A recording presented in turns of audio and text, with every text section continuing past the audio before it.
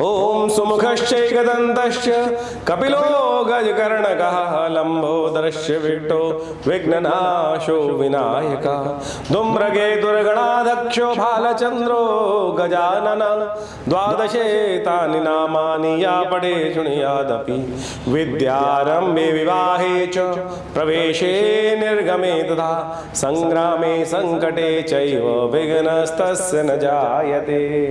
नमस्कार, स्वागत है आपका आचार्यवाणी में। मैं आचार्य डॉक्टर विक्रमादित्य आपके साथ हूं और आज के इस विशेष कार्यक्रम में हम आपके समक्ष उपस्थित रहेंगे वृश्चिक राशि वालों के लिए। वृश्चिक राशि वालों के लिए जुलाई का मध्य भाग ग्रहों का योग किस प्रकार का बनेगा। देखिए, जुलाई के मध्य भाग में वृश्चिक राशि वालों आपके राशि के स्वामी मंगल परिवर्तित होकर आपके राशि के सम्मुख आ जाएंगे, बिल्कुल वृषभ में आ जाएंगे। इसके साथ साथ बुध का भी परिवर्तन का योग बन रहा है, सूर्य का भी परिवर्तन का योग बन रहा है। ये सारे के सारे परिवर्तन आपकी राशि में बड़े महत्वपूर्ण रहने वाले हैं। भाग्य में जाएंगे सूर्य, और इन सब का ग्रह योग जो चलेगा वो कई प्रकार से, संक्रांति का योग भी है। और इस बार संक्रांति बड़ी विचित्र होने वाली है।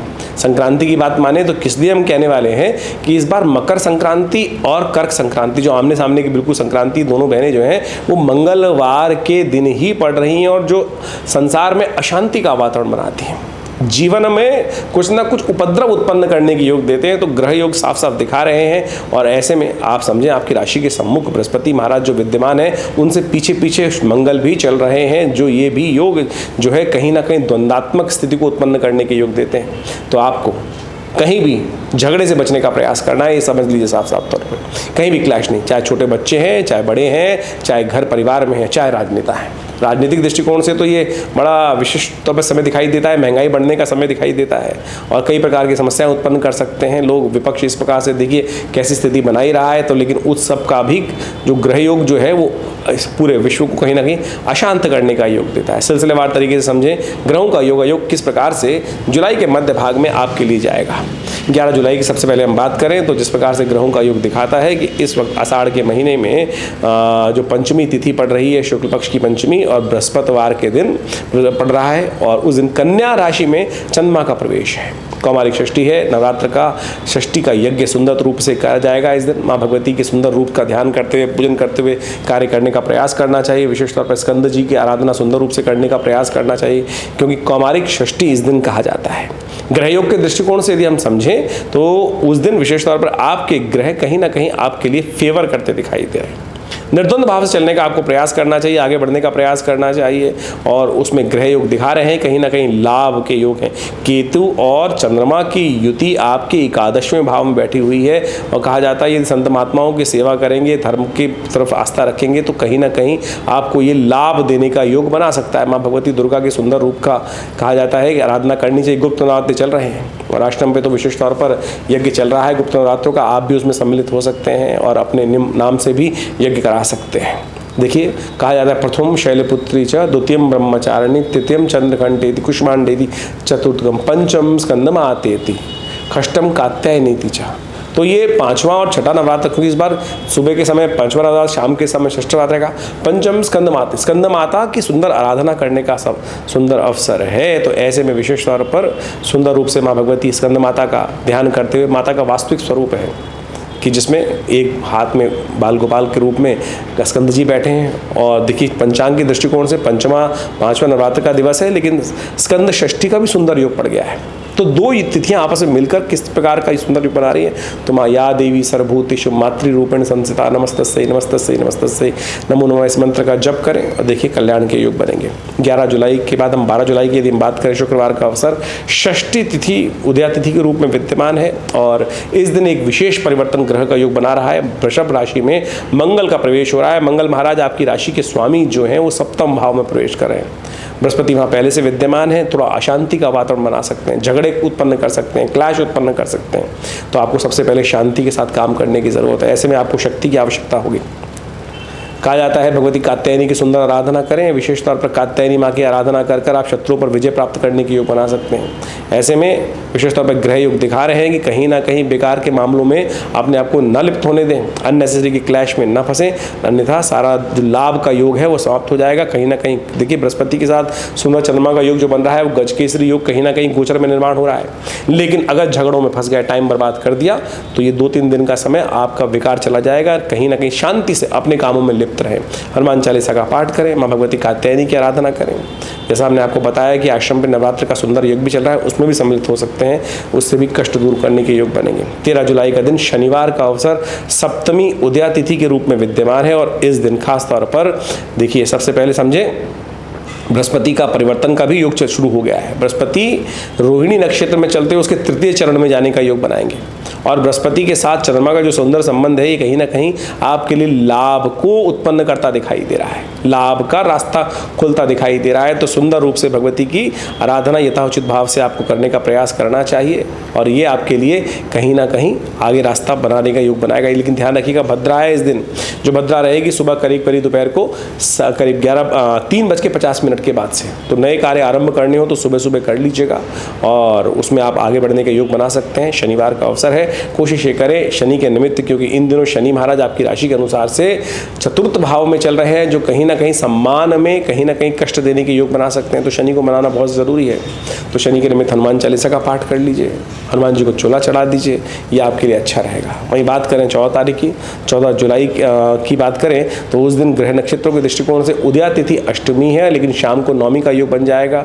तो नवरात्र का सुंदर गुप्त नवरात्रि का जो कार्यक्रम है वो भी जो चल रहा है हमारे आश्रम पे, शाम के समय उसकी पूर्णाहुति का योग बनाएंगे हम लोग। तो आप सब सुंदर रूप से माँ भगवती की सुंदर आराधना करते हुए उस दिन यज्ञ में सम्मिलित हो सकते हैं। ग्रह नक्षत्रों का योग परिवर्तन की तरफ जा रहा है, थोड़े अननेसेसरी खर्चे आपके बढ़ते दिखाई देंगे और ऐसा दिखाई दे सकता है कि दूसरों के मामलों में, दूसरों की बातों में आकर अननेसेसरी के आपके खर्चे ना बढ़ जाएं, इस बात का आपको ध्यान रखने की ज़रूरत है। तो ऐसे में माँ भगवती का सुंदर रूप से ध्यान करते हुए, उनका पूजन करते हुए, ऐं ह्रीं क्लीं चामुंडाई विचे मंत्र जप करते हुए सुंदर रूप से आगे जीवन को बढ़ाने का प्रयास कीजिए। देखिए, ग्रह नक्षत्र का परिवर्तन का योग समय समय पर बनता रहता है और उससे अवगत हम आपको समय समय पर कराते रहते हैं। 15 जुलाई का अवसर नौमी तिथि उदया तिथि और ये भड्डली नौमी का योग है, सुंदर योग है। किसी भी कार्य को करने के लिए आखिरी मुहूर्त है, 4 महीने तक मुहूर्त नहीं मिलेगा। भड्डली नौमी अंशुल साई के रूप में शास्त्र में विद्यमान है। इसके 2 दिन बाद देवशयनी एकादशी आ जाती है। तो इस दिन भड्डली नौमी का जो सुंदर योग बनता है, कहा जाता है कि किसी भी रूप में आप उस कार्यक्रम को सम्मिलित होकर कार्य करने का प्रयास कर सकते हैं, लाभ स्थिति उत्पन्न करने का योग बना सकते हैं।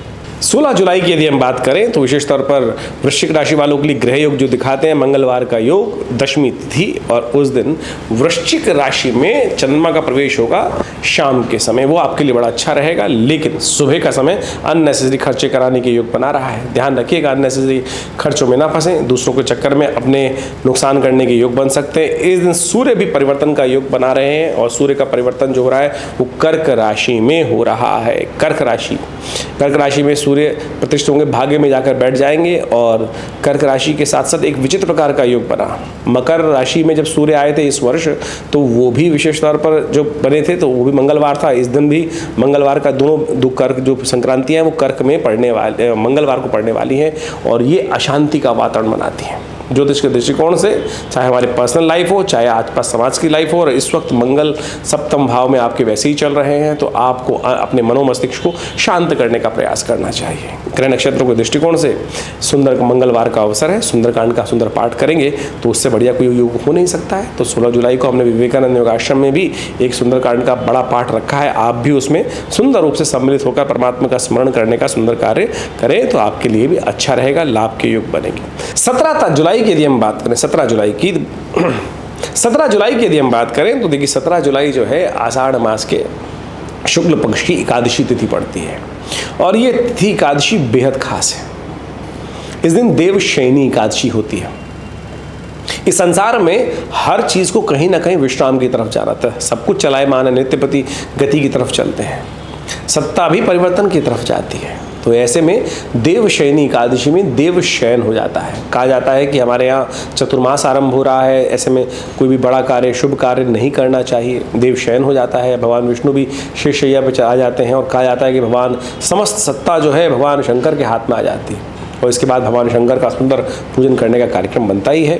तो इस दिन के बाद से आप भी हमको जीवन में समझना चाहिए, देवशयनी एकादशी जब है तो हमें भी जीवन में लगातार एक ही बिल्कुल धुनी में घूमते चले जा रहे हैं, पता नहीं किस 84 के चक्कर में घूमते चले जा रहे हैं। इस जीवन की आपाधापी के अंदर जीवन में कुछ शांति प्राप्त करने का भी प्रयास करना चाहिए। तो अवश्य ये संदेश छुपा हुआ है इसके अंदर, लेकिन ग्रह योग के दृष्टिकोण से आप समझें आपके लिए समय बड़ा अनुकूल दिखाई देता है। बृहस्पति के साथ सम्मुख चंद्रमा उद्यमान है, तो विश्वास करिए, अपने अंदर जगाइए। चंद्रमा शीर्ण अवस्था में है लेकिन आपकी राशि में उपस्थित है। मन कहीं ना कहीं पर द्वंद्व में फंस रहा है, लेकिन रास्ता बिल्कुल सही चुनने का समय है। यदि जो विचार सही पहले मन में आ रहा है उसको चुन के आगे चलने का प्रयास करेंगे, जिसमें झगड़े कम हो, तो उसमें फायदा होने के योग बन सकते हैं। ग्रह साफ साफ दिखाते हैं। इस दिन बुधवार भी है, तो कोशिश करें गणेश की आराधना करें, सुंदर तरीके से पीले पुष्प ने अर्पित करें, तो कहा जाएगा उससे भगवान विष्णु भगवान जो है सही दिशा को चुनने में आपको लाभ देंगे। ये सबसे श्रेष्ठ उपाय आपके लिए रहेगा। लाभ के योग चलते दिखाई दे रहे हैं और अभी आने वाले 2 दिन आपके लिए विशेष तौर पर अच्छे दिखाई देते हैं। 18 जुलाई को भी यदि हम बात करें, बृहस्पतिवार का अवसर, द्वादशी तिथि और आपकी ग्रहों की स्थिति उसी प्रकार से दिखाई देती है जिस प्रकार से परिवर्तन का योग बन रहा है। भाग्य में जाकर चंद्रमा विराजित हो गए हैं, मंगल परिवर्तन पहले ही जा चुके हैं और जिस प्रकार से आगे आने वाले समय में बुध भी परिवर्तन के लिए जाएंगे। ये सब कहीं ना कहीं आपके लिए कुछ वातावरण अच्छा बना रहे हैं। लाभ के लिए कार्य सही रूप से करने की जरूरत है। आलस से त्यागिए और अड़ियलपना, थोड़ा सा अड़ियलपना त्यागते हुए कार्य करने का प्रयास करें। इन दिनों शनि महाराज आपकी राशि में वक्र स्थिति में होकर चतुर्थ भाव में बैठकर आपके दशम भाव कार्य सफलता वाले भाव को देख रहे हैं और साथ साथ लगन पर भी दृष्टिपात करते दिखाई दे रहे हैं। तो कहीं ना कहीं क्लैश में ना फंसें। कोशिश ये करें, भगवान विष्णु की सुंदर उपासना करें, ब्राह्मणों की सेवा करें, ज्ञानी जन का आशीर्वाद देने का प्रयास करें। बृहस्पतिवार का अवसर है, केले का दान भी कर सकते हैं। गज केसरी योग आपकी कुंडली में पहले से ही विद्यमान है सुंदर तरीके से। इस वक्त आपके गोचर में जो आपके लिए लाभ की स्थिति को प्रशस्त करता दिखाई दे रहा है, तो आप आगे बढ़ने का प्रयास करेंगे तो सुंदर रहेगा आपके लिए। 19 जुलाई को शुक्रवार का अवसर, त्रयोदशी तिथि उदया तिथि के रूप में विद्यमान है और उस दिन सुबह सुबह चंद्रमा का परिवर्तन धनु राशि में हो रहा है और करीब करीब रात्रि में 8 बजे के आसपास सिंह राशि में दशम भाव में आपकी राशि में बुध जाते दिखाई दे रहे हैं, जो आपके चीज़ों को ऑर्गेनाइज करने के लिए तरफ आपको अग्रसित करेंगे। जो आप चीज़ें अननेसेसरी के द्वंद्व के कारण से चीज़ों को ऑर्गेनाइज नहीं कर पा रहे थे, अब आने वाले समय में आप उन चीज़ों को ऑर्गेनाइज करने की क्षमता अपने अंदर खुद महसूस करते दिखाई दे रहे हैं। गौ पूजन सुंदर रूप से करने का प्रयास करें। हो सके तो माता पिता का सुंदर आशीर्वाद लेने का प्रयास करें। चावल का दान, भगवान को भोग लगाएं, खीर का ये सुंदर उपाय रहेगा। और रूप से यदि आप खीर का प्रसाद रूप से ग्रहण करेंगे तो बहुत सुंदर आपके लिए आगे बढ़ने के योग बनते दिखाई दे रहे हैं। 20 जुलाई के लिए ग्रह नक्षत्र दिखाते हैं, रविवार का अवसर और सचमुच चतुर्दशी तिथि और सत्यव्रत इस दिन रहेगा। पूर्णिमा का योग रात्रि में शाम के समय जिस प्रकार बन जाएगा तो इस सत्यव्रत करने से, और इस कलिकाल में सबसे सुंदर व्रत जो है सत्यव्रत है। छोटी सी कथा है, उससे करने से परमात्मा के प्रति आस्था का उदय होता है और विश्वास का उदय होता है कि परमात्मा हमारे साथ अद्भुत रूप से लाभ देने के लिए हमेशा विद्यमान होता है। ग्रह नक्षत्र आपकी राशि के अनुसार से कुछ अनुकूल बनते दिखाई दे रहे हैं, बस थोड़ा सा शांत रहकर आपको काम करने की ज़रूरत है इन दिनों। मंगल बृहस्पति के साथ एक विचित्र प्रकार का कॉम्बिनेशन बना रहा है, जो हमने आपको कार्यक्रम के आरंभ में भी बताने का प्रयास किया था कि जो बृहस्पति है वो इन दिनों आगे हैं, मंगल उससे पीछे हैं, तो ये कहीं ना कहीं द्वंद्वात्मक स्थिति उत्पन्न करते दिखाई दे रहे हैं। तो इसलिए आप द्वंद्व से बचें, सुंदर आशीर्वाद, बड़ों बुजुर्गों के आशीर्वाद को लेकर काम करने का प्रयास करेंगे तो आपके लिए लाभ के शनिवार का अवसर है और शनि को ठीक करना बहुत ज़रूरी है। हनुमान चालीसा का पाठ भी कर सकते हैं, हनुमान जी को चोला चढ़ा सकते हैं। सबसे बढ़िया तो सत्यव्रत भी कर लेंगे, तब भी भगवान की कृपा से आपको रास्ता मिलने के योग बनेंगे। तो इस प्रकार से ज्योतिष जो है ना एक प्रत्यक्ष विज्ञान है और ज्योतिष के प्रत्यक्ष विज्ञान को हम अपने जीवन में उतारने का प्रयास करना चाहिए।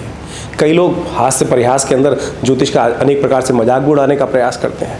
देखिए, आप किसी भी विज्ञान के किसी भी चीज़ का कभी भी मजाक उड़ा सकते हैं। हर चीज़ का मजाक उड़ाकर ज़िंदगी भी मजाक बन जाती है उस प्रकार से। ज्योतिष हमारे शास्त्रों का एक ऐसा अद्भुत चमत्कारी विषय है जिसको बहुत शोध के उपरांत शास्त्रों में वर्णित किया गया है। भविष्य को दिखाता है, बताता है, समझाता है कि क्या कुछ ग्रहों का योग चल रहा है। तो इसको हमें देश काल परिस्थिति के अनुसार से समझते हुए उसका लाभ लेने का प्रयास करना चाहिए। ज्योतिष की काल गणनाएं जो है वो वास्तविक तौर पर जो हम आपको बता रहे हैं वो तो गोचर के दृष्टिकोण से आपके समक्ष रखने का प्रयास कर रहे हैं। ये आपके 12 राशियों में पूरे संसार को विभाजित करने का एक सुंदर तरीका है, लेकिन एक समझिए संसार तो इतना बड़ा है, उनके जीवन में भी परिवर्तन बहुत क्षणिक परिवर्तन हो जाता है, हल छोटे छोटे परिवर्तन से। लेकिन हमने विभाजित 12 कैटेगरी में किया और उन कैटेगरीज को सब डिवाइड करने के लिए आपकी अपनी जन्मपत्री है। और जब ज्योतिष विज्ञान के किसी ज्ञानी के पास जाया जाता है तो वो गोचर को आपकी प्रत्यक्ष जन्मपत्री पर डालकर उसका प्रत्यक्ष अनुभव को देखने का प्रयास करता है। तो उसी प्रकार से आप सबको भी इस ज्योतिष विज्ञान के शास्त्र को समझने का प्रयास करना चाहिए। नहीं तो पता है क्या होता है, कई बार हमारे पास बहुत सारे लोग आते हैं और देखते हैं कि महाराज पहले आ जाते तो ये दृष्टि पता चल जाती, कुछ ग्रहों का योगा योग है और बहुत सारे नुकसान से बच सकते थे। यही प्रभाव है वास्तविक तौर पर, समझ लें। अभी कुछ दिन पहले हमारे पास एक व्यक्ति जन्मपत्री दिखाने के लिए आए, उनके घर में कोई घटना घटी और उन्होंने पहले नहीं दिखाई थी। जब उनकी वो घटना घटने के बाद जन्मपत्री दिखाने आए तो उनकी तमाम घर के लोगों में, उनके बच्चों की, उनकी पत्नी की कुंडली में ऐसा योग था कि वो सब के सब पिता के लिए भारी थे। और उन तीनों मतलब दोनों लड़के और स्त्री की कुंडली में इस प्रकार का योग था कि वो पति के लिए भारी है और कुछ दिन पहले पति का जीवन समाप्त हो गया। यदि ये पहले पता चल जाए कि इनके ग्रह भारी हैं तो उसका निवारण करने का रास्ता बनाया जा सकता है। तो इस बात को हमें समझना चाहिए। तो आप भी ज्योतिष को प्रत्यक्ष रूप से समझने का प्रयास करें। और हमने विवेकानंद योगाश्रम के माध्यम से भारतीय ज्योतिष को बहुत गहन अध्ययन करके, चिंतन करके, अपने पिता आचार्य श्री केशव देव जी महाराज के सानिध्य में रहकर बाल्यकाल से ही ज्योतिष का बहुत विचार सीखा, समझा। और आज ही मैं कहता हूँ, मैं ज्योतिष का कोई बहुत बड़ा प्रकांड आचार्य नहीं, एक बालक ही हूँ, एक छात्र ही हूँ जो उसको समझने का प्रयास करता हूँ। नित्य प्रति कुछ नई बातें अवश्य ज्ञान में आती हैं और समझ में आती हैं। प्रेडिक्शंस को समझने का प्रयास किया जाता है और हर रोज़ कुछ ना कुछ इंप्रूवमेंट प्रेडिक्शंस में अवश्य जीवन में कालांतर में हर एक क्या आता है। तो आप भी ज्योतिष को प्रत्यक्ष अपने ग्रहों को सिद्धांतिक तौर पे समझने का प्रयास करना चाहिए। भारतीय संस्कृति में ज्योतिष विज्ञान के हजारों आचार्य हुए और उन्होंने अपने अपने ग्रंथों की रचना करी और उन ग्रंथों के माध्यम से जितने भी शोध ग्रंथ हैं, जैसे जैसे आप स्वयं उसका अध्ययन कर सकते हैं और जैसे अध्ययन करेंगे आपको आश्चर्य होगा कि कैसे उस चीज़ का वर्णन किया गया। जैमिन, पाराशर, ये ऐसे ऐसे ज्योतिष के ग्रंथ हैं कि उन्होंने एक एक सूत्र में ज्योतिष की ऐसी गणनाएं लिखी हैं और जो जब कुंडली पे देखते हैं तो ऐसा प्रत्यक्ष निकलता है कि कैसे उस व्यक्ति ने उस जन्मपत्री के बारे में, उस जन्म जातक के संबंध में शोध करके लाखों साल, हजारों साल पहले वर्णित कर दिया था। तो आप भी उसका लाभ लें और ज्योतिष को हास परिहास में न उड़ाएं।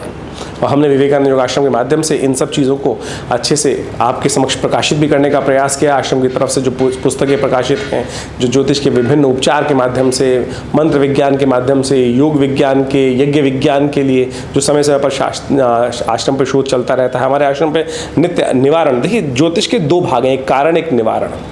कारण तो ग्रह काल गणना को समझकर उसको बताया जाता है कि भाई ग्रह इस अवस्था में ऐसे हैं, इसके साथ योगा योग बन रहा है, इसके साथ योग का योग बन रहा है, ये मार्गी है, ये अस्त है, ये वक्री है। लेकिन इसके साथ साथ जो ये तो कारण हो गया, निवारण क्या है? निवारण तो परमात्मा का नाम ही है, यज्ञ ही है, पूजा ही है, औषधि ही तो है। वो निवारण भी बहुत शोध करता है। जैसे किसी का स्वास्थ्य के मामले में समस्या हुई तो उसका अनुष्ठान जो पूजा पाठ महामृत्युंजय मंत्र के द्वारा होना है, बिल्कुल शुद्ध रूप से यदि किया जाए तो वो बिल्कुल रक्षा करता है। एक नहीं, हजारों लोगों पर हमने उसका अनुभव देखा। शनि का प्रभाव चल रहा है, शनि के मंत्र का, शनि के स्तोत्र का यदि नित्य प्रति जप किया जाए, करवाया जाए, योगी ब्राह्मणों के द्वारा करवाया जाए, तो हमने देखा प्रत्यक्ष रूप से उसके नेगेटिव प्रभाव को हम शून्य कर सकते हैं और शुभ प्रभाव को बढ़ाने का कार्य कर सकते हैं।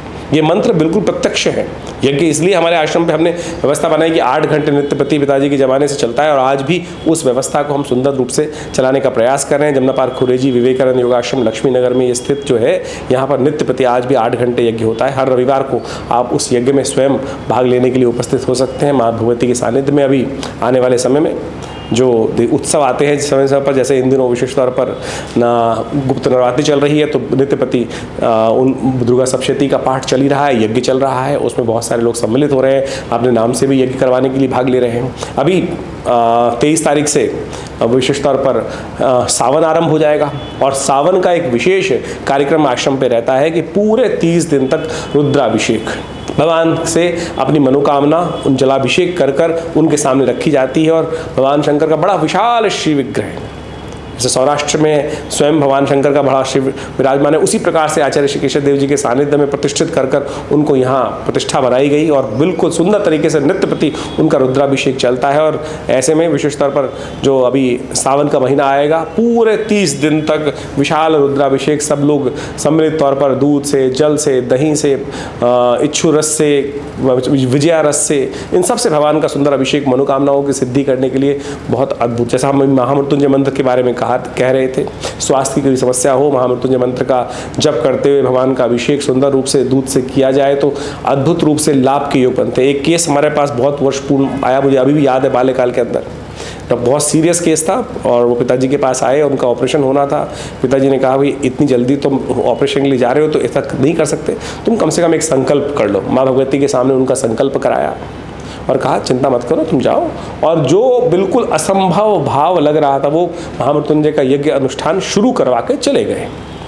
आप समझें कि जो चमत्कार हुआ, जो डॉक्टर हाथ लगा के राजी नहीं था उस केस के अंदर, वो भगवान की कृपा से शांति से वो कार्य हुआ, ऑपरेशन भी हुआ और सब प्रकार से पेशेंट ठीक भी हुआ। तो ये विश्वास को भी जगाता है, परमात्मा की कृपा को भी प्राप्त कराता है। तो मंत्र बिल्कुल अद्भुत है, शास्त्र में वर्णित जो प्रयोग हैं बिल्कुल वर्णित, बिल्कुल शुद्ध रूप से हैं। तो आप उन सबको अपने जीवन में स्थान देने का प्रयास करें। हमारे आश्रम पे जो ये विभिन्न कार्यक्रम चलते हैं उन समय समय पर हम आपको अवगत भी कराने का प्रयास करते हैं और उन सब का सानिध्य लेकर भगवती कृपा से आप सुंदर रूप से इन सब मंत्र अनुष्ठानों का, यज्ञ का लाभ ले सकते हैं। आश्रम पे प्रतिष्ठित जो एक भगवती दुर्गा की श्री विग्रह है जिसके बारे में हमने आपको कई बार अवगत कराया है, उनका भी दर्शन करिए। हर रविवार को बड़ा कार्यक्रम होता ही है और इन दिनों गुप्त नवरात्रि का भी कार्यक्रम जो चल रहा है 14 तारीख को पूर्णाहुति के साथ समाप्त होकर फिर आगे और भी बहुत सारे कार्यक्रम किए जाएंगे।